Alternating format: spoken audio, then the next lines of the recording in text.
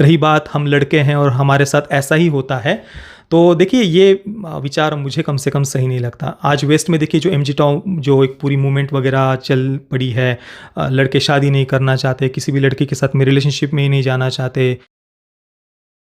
ओम नारायण नारायण नारायण नारायण।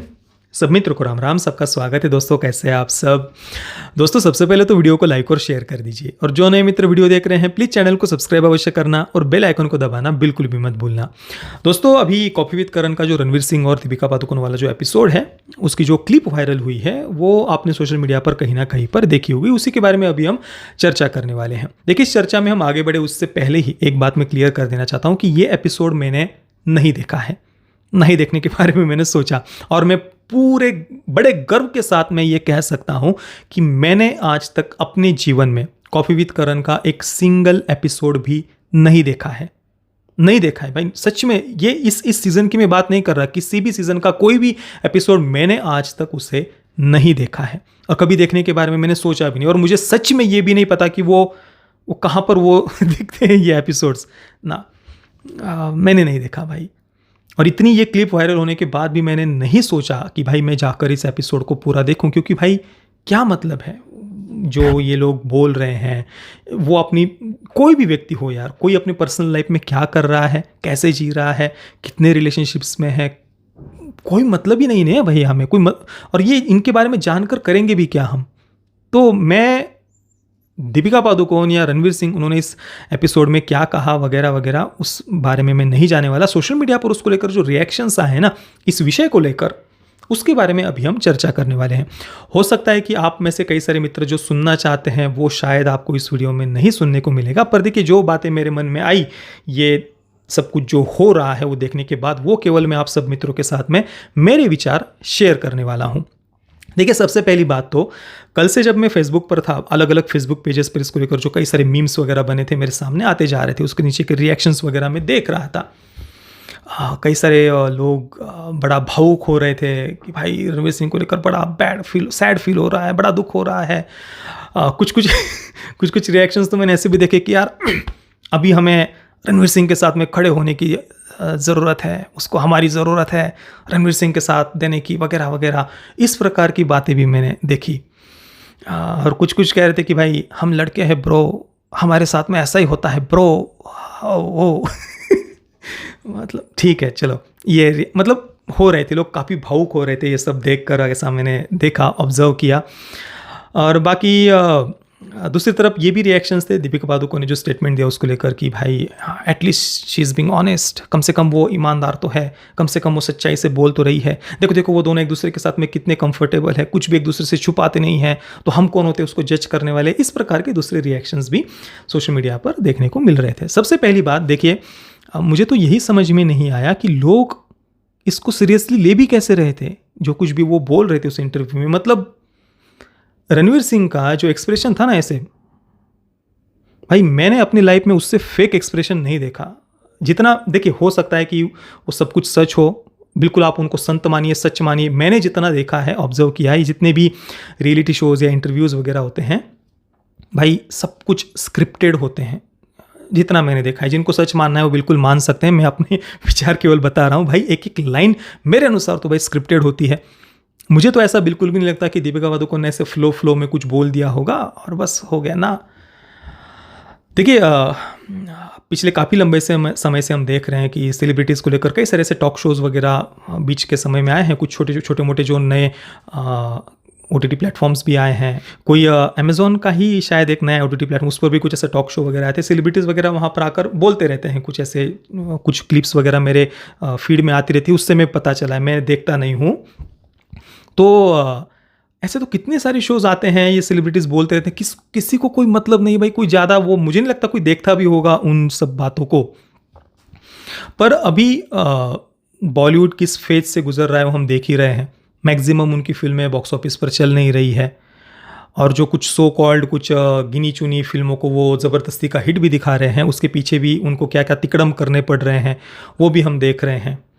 तो ऐसे समय में सबसे ज़्यादा आवश्यकता क्या होती है इंडस्ट्री को कि वो चर्चा में बने रहे, कैसे भी करके उनके बारे में बातें हो, सोशल मीडिया पर लोग डिस्कस करें, चर्चा करें, जैसे कि बहुत लोग उनके पीछे ऑब्सेस्ड है, डेमीगॉड मान रहे हैं, उनके पीछे बिल्कुल पागल हो चुके हैं, इमोशनल हो गए हैं, भावुक हो गए हैं, उनके लिए मरने मिटने के लिए तैयार हो गए हैं कि भाई इसके साथ खड़ा होना है, उसके साथ खड़ा होना है, इसके लिए बैड फील हो रहा है। इस प्रकार से लोग बिल्कुल ऑब्सेस्ड हो गए हो इन सेलिब्रिटीज से। ये उनके लिए आवश्यक है, इंडस्ट्री के लिए, सेलिब्रिटीज़ के लिए। तो मेरे अनुसार तो बस उसके लिए खड़ी की गई है ज़बरदस्ती की कंट्रोवर्सी है। मुझे नहीं लगता कि वो इतने बच्चे हैं कि उनको पता ही नहीं कि वो क्या बोल रहे हैं और उसके बाद में क्या होगा। उल्टा मुझे ऐसा लगता है कि वो अच्छे से जानते हैं कि देश में अभी लोग क्या सुनना चाहते हैं और वही उन्होंने सुनाया। मेरा तो यही मानना है। अगर किसी को लग रहा हो कि भाई इससे तो दीपिका पादुकोण का नाम खराब हो गया, फिर वो थोड़ी ना खुद से ही अपना नाम खराब करेगी, भाई मतलब सीरियसली आपको ऐसा लगता है कि इससे नाम खराब हो गया? उल्टा सोशल मीडिया पर तो आपको एक विक्टिम कार्ड या सिंपथी कार्ड उसके पीछे तो मुझे देखने को मिल रहा है उल्टा, कि भाई बेचारी कम से कम सच तो बोल रही है, हम कौन सा दूध के धुले हैं, वो कम से कम ऑनेस्ट तो है, वगैरह वगैरह, और वो दोनों एक दूसरे के साथ में कंफर्टेबल है, तो हम कौन सा है जज करने के लिए। ये इस प्रकार की बातें एक पूरा एक वातावरण बनाने का प्रयास किया जा रहा है। और इस बात पर मुझे सबसे ये स्क्रिप्टेड होने पर सबसे ज़्यादा संशय मुझे इस कारण से आया कि बॉलीवुड के ही इकोसिस्टम के कुछ है यूट्यूबर्स वगैरह या क्रिटिक्स जो भी कहिए, वो भी लोग जो सुनना चाहते हैं वही बोल रहे हैं। तो मुझे तो भाई ये कोई संयोग तो नहीं लग रहा, मेरे अनुसार तो स्क्रिप्टेड ही लग रहा है। और दूसरी बात एक और देखिए, रणवीर सिंह उसने तो अभी 2 दिन कल ही शायद या परसों सिंघम अगेन का नया पोस्टर भी डाल दिया, बिल्कुल ऐसा विचित्र सा चेहरा बनाकर, और पीछे हनुमान जी की प्रतिमा हम देख रहे हैं।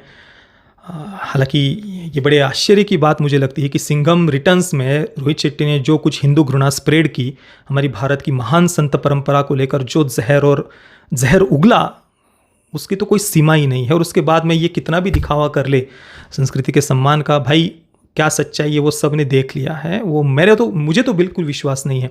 पर कहने का तात्पर्य यह है कि उनको चाहिए थी हाइप, उनको चाहिए था बज़, उनको चाहिए थी चर्चा, जो इस इंटरव्यू ने दी है उन्हें। और ऐसा मतलब आपको सच में लगता है कि रणवीर सिंह ने, पता नहीं होगा रणवीर सिंह को कि दीपिका पादुकोण कितने रिलेशनशिप्स में थी या वो सब, भाई ये कोई दूध पीते बच्चे तो है नहीं और वो कोई फ्लो में निकली हुई बातें नहीं है। मुझे कम से कम स्क्रिप्टेड लगता है और उन सबको पता है एक दूसरे के बारे में सब कुछ, वो जानते भी है। ये तो बस हमारे इमोशंस को एक्सप्लॉइट करने वाली बातें हैं जो उन्होंने एक्सप्लॉइट कर भी दिया है, ऐसा मुझे कम से कम लगता है।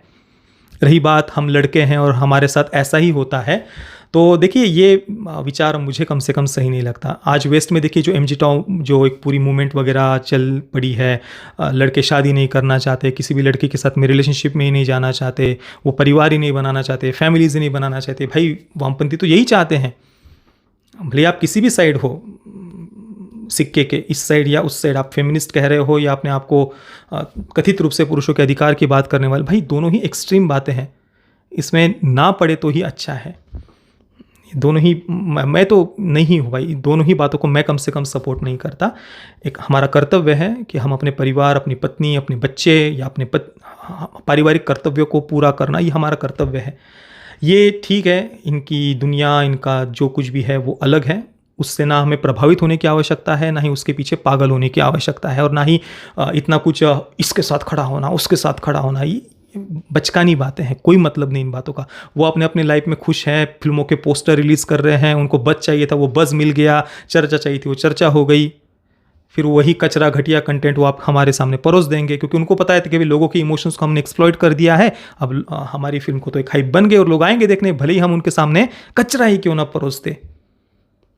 तो ये इतना कमज़ोर अंदर से होना, इतना तुरंत पिघल जाना या तुरंत इस प्रकार से किसी के पीछे भावुक हो जाना, ये सही नहीं है। मुझे कम से कम ये पूरा स्क्रिप्टेड ही लगा। इसके पीछे कारण था एक तो करण जौहर के शो को हाइप मिलना, TRP मिलना और उनके बारे में भी चर्चा होना, जो भी है। पर वो सब जानते हैं वो क्या बोल रहे हैं, क्यों बोल रहे हैं, उसके पीछे कारण क्या है, ऐसा मुझे कम से कम लगता है। बाकी जिनको होना है इमोशनल, इन लोगों के पीछे पागल होना है, बिल्कुल हो सकते हैं। मुझे ये सही नहीं लगा, इस कारण से मैं केवल ये बता रहा हूँ। और रही बात फेमिनिज्म को या फिर वोकिज्म को एक्सपोज करने की, तो भाई उसके लिए बहुत सारे अलग अलग विषय हैं, बहुत सारे अलग अलग विषयों पर हम चर्चा कर सकते हैं। उसके लिए इन तथाकथित सेलिब्रिटीज़ के पीछे पागल होने की, इमोशनल होने की मुझे तो नहीं लगता कि कोई आवश्यकता है। बाकी ये मेरे व्यक्तिगत विचार है। आपके इस बारे में क्या विचार है मुझे आप नीचे कमेंट में अवश्य बताना। ये वीडियो देखने के लिए आप सभी मित्रों का बहुत बहुत धन्यवाद। जय श्री राम, वंदे मातरम।